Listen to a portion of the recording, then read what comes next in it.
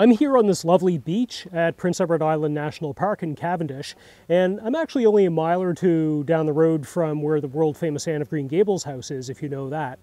And if you've been following the news in the past year, in mid-2018, island geologist Laura McNeil found some fossil footprints not too far from where I'm sitting. And that's pretty remarkable because it takes a really expert eye to be able to detect faded 290 million year old footprints in these crumbly eroding cliffs like you can see around me. Now, it took a little while, but they eventually determined that the footprints she found were those of a Dimetrodon. And no one's hedging bets on this, but anything is possible that they could even be footprints from the PEI Dimetrodon, whose skull fragment was found in New London, PEI, back in 1845.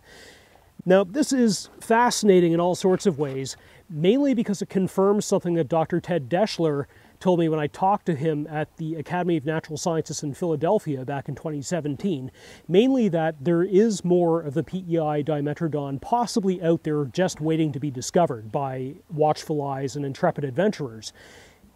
The rest of the skull, a rib cage, the sailback itself, the complete skeleton, who knows? Something else that's interesting.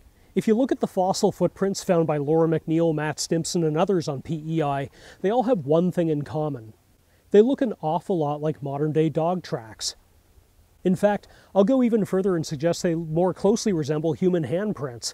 A palm, 5 fingers, all left behind by creatures with a backbone and 4 limbs, just like human beings.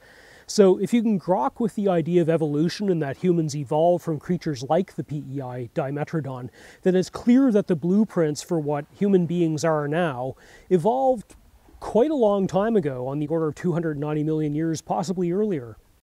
And that raises 2 really interesting ideas. One, that nature clearly found a winning formula early on and stuck with it down millions of years. And the other, that the branches that separate life on Earth and species from each other are not as far apart as we might think they are. Definitely food for thought.